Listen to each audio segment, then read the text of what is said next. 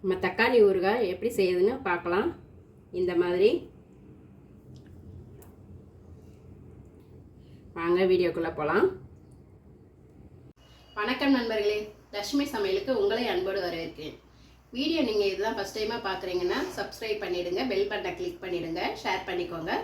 வாங்க வீடியோக்குள்ளே போகலாம். சின்ன நெல்லிக்காய் சைஸ் அளவுக்கு நான் புளி ஊற போட்டுக்கிறேன். நான் 1.5 கிலோ தக்காளி எடுத்து நல்லா கழுவி வச்சுருக்கேங்க. நல்லா பழுத்த பழமாக இருக்கணும், அப்போ தான் நம்மளுக்கு ஊறுகாய் நல்லா இருக்கும், டேஸ்ட்டாக இருக்கும். இப்போ அதை நான் ஈரம் இல்லாமல் தொடச்சிட்டு பொடியாக கட் பண்ணிக்கலாம். நம்மளுக்கு தக்காளி விலை கம்மியாக இருக்கும்போதே நம்ம இந்த மாதிரி வாங்கி தக்காளி ஊறுகாய் செஞ்சு வச்சுட்டிங்கன்னா நம்மளுக்கு ஒரு 3-4 மாதத்துக்கு கெட்டு போகாமல் நல்லா இருக்குங்க. நல்லா டேஸ்டியான தக்காளி ஊறுகாய் எப்படி செய்கிறதுன்னு பார்க்கலாம். வாங்க வீடியோக்குள்ளே போகலாம். நம்ம தக்காளியில் இருக்குது இந்த இடம் நம்ம எடுத்துடணுங்க, அது போடக்கூடாது. இந்த மாதிரி கட் பண்ணி எடுத்துக்கலாம். கட் பண்ணி எடுத்துகிட்டு இந்த மாதிரி பொடிசாக கட் பண்ணிக்கலாம். ஸ்டவ் பற்ற வச்சுட்டு ஒரு கனமான பானலி போட்டுக்கிட்டாங்க. அதில் கொஞ்சம் நல்லெண்ணெய் ஊற்றிக்கிறேன். இதில் கொஞ்சமாக கடுகு போட்டுக்கிறேன். கடுகு பொரிஞ்சு முடிஞ்சதை கருவேப்பிலை. இப்போ நம்ம கட் பண்ணி வச்சுருக்கிற தக்காளியை இதில் சேர்த்துக்கலாங்க.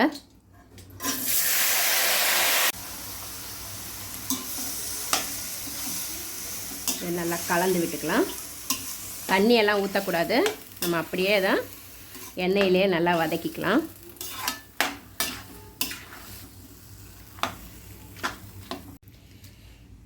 இதை அப்படியே நம்ம மூடி போட்டு கொஞ்ச நேரம் கழித்து கலக்கலாங்க.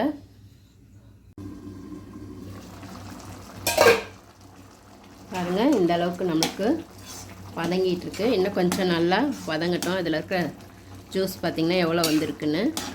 இன்னமும் வேகணும். நல்லா வேகிற வரைக்கும் நம்ம மூடி போட்டு கொஞ்சம் கொஞ்சமாக கலக்கி விட்டுக்கலாம். வேகட்டும். நான் ஊற வச்சுருக்கிற புளியை இதை மிக்சியில் அப்படியே அரைச்சி எடுத்துக்கலாங்க. நம்ம அந்த புளியை அரைச்சதை இதில் சேர்த்துக்கலாங்க. சேர்த்து இதையும் நல்லா கலந்து விட்டுக்கலாம். வேகட்டும்.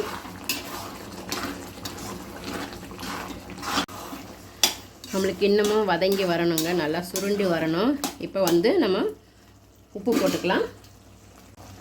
இப்போது இதுக்கு தேவையான கல்லுப்பு போட்டுக்கிறேன், மஞ்சத்தூள் போட்டுக்கிறேன். இதில் கொஞ்சம் எண்ணெய் ஊற்றிக்கிறேன். இது அப்படியே இன்னும் கொஞ்சம் நேரம் நம்ம மூடி போட்டு வதங்குற வரைக்கும் வெயிட் பண்ணுவோம்.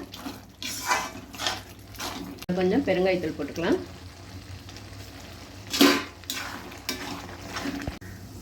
இதில் கொஞ்சம் வெல்லம் போட்டுக்கலாங்க. வெல்லம் போட்டால் ரொம்ப டேஸ்ட்டாக இருக்கும். இன்னமும் வதங்கணும். இதில் இன்னும் கொஞ்சம் எண்ணெய் ஊற்றிக்கலாங்க. இப்போ நம்மளுக்கு ஊறுகாய் ரெடி ஆயிடுச்சுங்க. இப்போது நம்ம மிளகாத்தூள் போட்டுக்கலாம். நம்ம இந்த 1.5 கிலோ தக்காளி அளவுக்கு நம்ம காரம் போட்டுக்கிறோம். நான் 2 கரண்டி இதில் போட்டுக்கிறேன். பத்தலைன்னா அதுக்கப்புறம் போட்டுக்கலாம். எண்ணெயும் உங்களுக்கு கொஞ்சம் நிறையாவே தேவைப்படும், அந்தளவுக்கு ஊற்றிக்கலாம். எண்ணெய் நிறையா இருந்தால் தான் நம்மளுக்கு சீக்கிரம் கெடாமல் இருக்கும். அவ்வளோதாங்க, நம்மளுக்கு தக்காளி ஊறுகாய் ரெடி ஆகிடுச்சு. இப்போ இறக்குறதுக்கு முன்னாடி நான் கடுகும் வெந்தயமும் பொடி பண்ணி வச்சதை போட்டுக்கிறேன். ஒரு ஸ்பூன் போட்டுக்கிறேன். இதை நல்லா கலந்து விட்டுட்டு ஸ்டவ் ஆஃப் பண்ணிக்கலாம். இந்த வெந்தயமும் கடுகும் நல்லா வறுத்துட்டு பொடி பண்ணி வச்சதுங்க, அது போட்டால் தான் ஊறுகாய் ரொம்ப டேஸ்ட்டாக இருக்கும். அவ்வளோதான், நம்மளுக்கு தக்காளி ஊறுகாய் ரெடி ஆகிடுச்சு. நீங்களும் உங்கள் வீட்டில் ட்ரை பண்ணி பாருங்கள். ரொம்ப ஈஸியாக நம்ம வீட்டிலையே செஞ்சாச்சு. கடையில் போய் வாங்குறதை விட இந்த மாதிரி வீட்டில் செஞ்சு கொடுத்தா ரொம்ப நல்லாயிருக்கும், டேஸ்ட்டும் அருமையாக இருக்கும். இது இட்லி, தோசை, சப்பாத்தி, சாதத்துக்கு எல்லாமே ரொம்ப நல்லா இருக்குங்க. நீங்களும் உங்கள் வீட்டில் ட்ரை பண்ணி பாருங்கள். இது சூடு ஆறுனதும் நம்ம டைட்டான கண்டெய்னரில் மாற்றிக்கலாம்.